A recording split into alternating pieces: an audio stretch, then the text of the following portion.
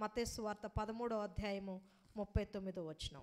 వాటిని విత్తిన శత్రువు అపవాది, కోత యుగ సమాప్తి, కోత కొయ్యేవారు దేవదూతలు. ఇక్కడ మనం చూసినప్పుడు యేసుక్రీస్తు ప్రభు ఒక ఉపమానాన్ని అక్కడ ఉన్నటువంటి వారితో చెప్పి ఉన్నాడు. పరలోక రాజ్యమును గూర్చినటువంటి ఉపమానం ఇది. పరలోక రాజ్యములోనికి వెళ్ళడానికి 2 రకాల విత్తనాలు ఉన్నాయి. ఒకటి గోధుమలు అని, రెండవది గురుగులు అని. పరలోక రాజ్యములో ఎటువంటి వారు ప్రవేశిస్తారు అనే దాని గురించి ఇక్కడ రాస్తూ అంటున్నాడు. పొలము లోకము, మంచి విత్తనములు రాజ్య సంబంధులు, గురుగులు దుష్టుని సంబంధులు. అంటే లోకములో మనం ఉన్నాం, ఒక మంచి విత్తనము వలె మనము ఉన్నాం. మనము రాజ్య సంబంధులం, దేవుని రాజ్యంలోనికి వెళ్ళాలని ఆశపడుతున్న వారము, ఆ నిత్య జీవములో ప్రవేశించాలని ఆశపడుతున్న వారము. ప్రభు ఎలాగైతే పునరుద్ధానుడై తిరిగి లేచి పరలోకానికి వెళ్ళి తండ్రి యొక్క కుడి పార్శ్వమున ఉన్నాడో, ఆయన యందు విశ్వాసం ఉంచిన మనము కూడా ఆ నిత్య రాజ్యములో ఆయనతో ఉండాలని ఆశపడుతున్న వారము. అయితే ఆశపడుతున్న మన జీవితాల్లో మనము రాజ్య సంబంధుల్లాగానే ఉండాలి, కానీ లోక సంబంధుల వలె ఉండకూడదు. హల్లెలూయా. అంటే ఒక్క విశ్వాసి ఎలా ఉండాలంటే ఒక మంచి విత్తనము వలె ఉండాలి. మంచి విత్తనం మంచి ఫలాలే ఫలిస్తుంది, చెడ్డ ఫలాలు ఫలిస్తుందా? ప్రభువు ఒక మంచి విత్తనంగా నిన్ను సంఘంలో నాటాడు. రాజ్య సంబంధిగా నువ్వు ఉండాలని ప్రభువు నీ కొరకు రక్తాన్ని చిందించి నిన్ను రక్షించుకున్నాడు. కానీ మంచి విత్తనాలు కూడా కొన్నిసార్లు ఏమైపోతున్నాయి? చెడ్డ విత్తనాలుగా మారిపోతున్నాయి.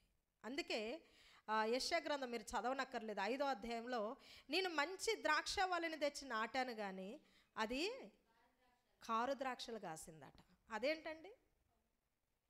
మంచి విత్తనం విత్తితే చెడ్డ విత్తనాలు రావడం ఏంటి? చేదైన కాయలు కాయడం ఏంటి?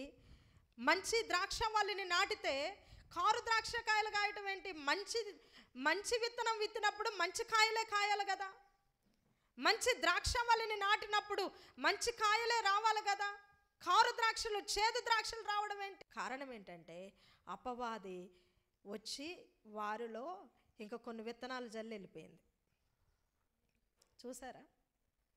ప్రభువేమో మంచి విత్తనాలు మంచి విత్తనాల వలె మనం ఉండాలని మంచి వాక్యముతో మనల్ని పోషిస్తూ ఉన్నాడు, మంచి వాక్యముతో మనల్ని బలపరుస్తూ ఉన్నాడు. కానీ కొన్నిసార్లు అపవాది ఏం చేస్తుందో తెలుసా?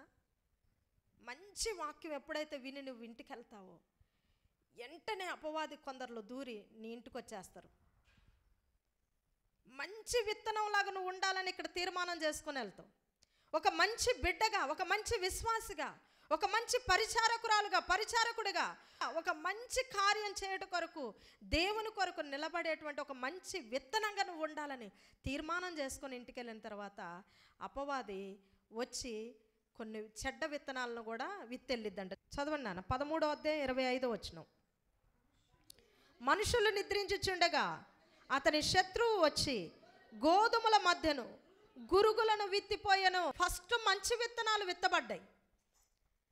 విత్తబడిన తర్వాత ఒక తీర్మానంతో నువ్వు వెళ్ళావు, ఒక మంచి తీర్మానంతో నువ్వు వెళ్ళావు. ఇక ఇప్పటి నుండి నేను మంచిగా ఉండాలి, ఇక నేను ఏ చెడు కార్యం చేయొద్దు, ఇక తాగొద్దు, తిరగొద్దు, తినొద్దు, ఇక లోకంలో లోక సంబంధిగా నేను జీవించొద్దు. ఒక మంచి నిర్ణయంతో, ఒక మంచి విత్తనం వలె, ఒక మంచి బిడ్డ వలె, ఒక మంచి విశ్వాసి వలె, ఒక మంచి పరిచారకుడు వలె, మంచి సేవకుని వలె, మంచి సేవకురాలు వలె మంచిగా దేవుని కొరకు వాడబడే ఒక పాత్రగా నువ్వు ఒక తీర్మానం చేసుకొని ఇంటికి వెళ్ళిన తర్వాత నువ్వు నిద్రపోతున్నావు చూడు. నిద్రపోవటం అంటే ఏంటి? నువ్వు ప్రార్థన చేయకుండా ఉంటున్నావే, నువ్వు వాక్యం చదవకుండా. తీర్మానం బాగానే ఉంది, దేవుడు నిన్ను ఒక మంచి విత్తనంగానే ఉంచాడు. కానీ నువ్వు ఎప్పుడైతే ప్రార్థన జీవితాన్ని కోల్పోయి, వాక్య ధ్యానాన్ని కోల్పోయి నువ్వు నిద్రపోతూ ఉంటావు చూడు, అప్పుడు అపవాది వస్తుంది, అప్పుడు జల్లిద్దనమాట చెడ్డ విత్తనాలు. సంఘంలో కొన్నిసార్లు మంచివారితో కొంతమంది చెడ్డవారు ఎందుకు కలుస్తున్నారు? కారణం ఏంటంటే అపవాది చేసే పని. అందుకే గ్రహించాలి, అపవాది గురుగులను విత్తి వెళ్ళిపోతూ ఉంది, చెడ్డ విత్తనాలను విత్తి వెళ్ళిపోతూ ఉంది. దేవుడు ఒక మంచి విత్తనముగా నిన్ను చేయాలనుకుంటే అపవాది ఒక చెడ్డ విత్తనంగా నిన్ను మార్చాలని నీ దగ్గరికి వస్తూ ఉన్నాడు. ఒక దుష్టుని సంబంధి నీ దగ్గరికి వస్తూ ఉన్నప్పుడు నీవు అది గ్రహించగలిగే శక్తి నీకు ఎప్పుడు ఉంటుందో తెలుసా? నిద్రపోతూ ఉంటే నీకు ఆ శక్తి అర్థం కాదు, అదేదో నీకు అర్థం కాదు. నీవు మెలకువ కలిగి ప్రార్థన చేసినప్పుడు మాత్రమే ఎవరు దుష్టుని సంబంధులో, ఎవరు ఆత్మ సంబంధులో నీకు అర్థమవుతుంది. ఏది మంచో, ఏది చెడో, ఏది తీపో, ఏది చేదో, ఏది మేలో, ఏది కీడో నీకు అర్థమైద్ది. హల్లెలూయా. కొంతమంది గురుగుల్లాగా తయారవుతారు. నీకు తెలుసు నువ్వేమై ఉన్నావో తెలుసు, నువ్వు ఒక మంచి విశ్వాసిగా ఉన్నావు అనేది నీకు తెలుసు, నువ్వు ఒక మంచి దేవుని బిడ్డగా ఉన్నావు అనేది నీకు తెలుసు, నువ్వు ఒక మంచి పరిచర్య చేసే బిడ్డగా ఉన్నావు అనేది నీకు తెలుసు, నువ్వు ఒక దేవుని కొరకు ఖర్చు పెట్టే బిడ్డగా ఉన్నావని, కష్టపడే బిడ్డగా ఉన్నావని నీకు తెలుసు. అయినప్పటికీ కూడా నువ్వు ప్రార్థన చేయలేని స్థితిలో ఉన్నప్పుడు నువ్వు శోధింపబడుతున్నావు. కొన్నిసార్లు కొంతమంది ఎన్ని నెలల మరి ప్రార్థన జీవితాన్ని మానువేసుకొని ఉన్నారో వాళ్ళకే తెలియదు. రోజు ప్రార్థిస్తున్నారండి. ఒక మంచి విత్తనముగా నువ్వు ఉన్నప్పుడు ప్రతిరోజు ప్రార్థన చేయాలి. ఎలా ప్రార్థన చేయాలంటే మెలకువ కలిగి ప్రార్థన చేయాలి. ప్రార్థన చేయకపోతే అపవాదం ఏం చేస్తుంది?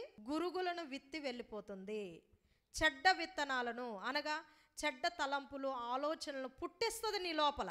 అప్పుడు ఏం జరుగుతుంది అని అంటే చూడండి, కింద భాగంలో మొలకలు పెరిగి గురుగులు కూడా అగుపడెను. అప్పుడు ఇంటి యజమానుని దాసులు అతని యొద్దకు వచ్చి, అయ్యా నువ్వు పొలంలో మంచి విత్తనం విత్తినది కదా, అందులో గురుగులు ఎక్కడి నుండి వచ్చినవి అని అడిగిరి. ఇది శత్రువు చేసిన పని అతడు వారితో చెప్పగా, శత్రువైన అపవాది చేసేటువంటి పని. ఏం పని అంటే చెడ్డ విత్తనాలను విత్తడం, పనికి రాని విత్తనాలను. ఒక దేవుని బిడ్డకు ఒక మంచి విత్తనంగా ఒకవేళ నువ్వు ఉంటే నువ్వు చేయాల్సిన పని ఏంటో తెలుసా? దీక్షతో నడుము కట్టుకోకు. ఇంటింటికి వెళ్ళి యేసయ్య ఊసు తప్ప మరొక ఊసు నీ నోటికి రాకూడదు. ఎప్పుడైనా నీ నోటి నుండి ఒక్క దేవుని మాట అయినా ఒక వ్యక్తికి చెప్పావా? నువ్వు యేసయ్య ఊసు చెప్పావా? ఒక మంచి విత్తనంగా నువ్వు ఉన్నావా? ఒక మంచి విత్తనంగా ఉంటే మంచి ఫలాలు నీలో నుండి వస్తాయి. ఆత్మ ఫలాలు ఎలా ఉన్నాయి? ప్రేమ, సంతోషము, సమాధానము, దీర్ఘశాంతం, దయాళుత్వం, మంచితనము, విశ్వాసము, సాత్వికము, ఆశా నిగ్రహం. చూసారా? ఇవన్నీ మంచి విత్తనములో నుండి వచ్చే ఫలాలు. కాబట్టి చెడ్డ బిడ్డగా ఉండాలని దేవుడు కోరట్లేదు. ఒక మంచి బిడ్డగా, ఒక మంచి విత్తనంగా నువ్వు ఉండాలని దేవుడు కోరుతూ ఉన్నాడు. హల్లెలూయా. ఆలోచన చేత నన్ను నడిపిస్తావయ్యా, నీ ఆత్మ చేత నన్ను వాడుకుంటావయ్యా.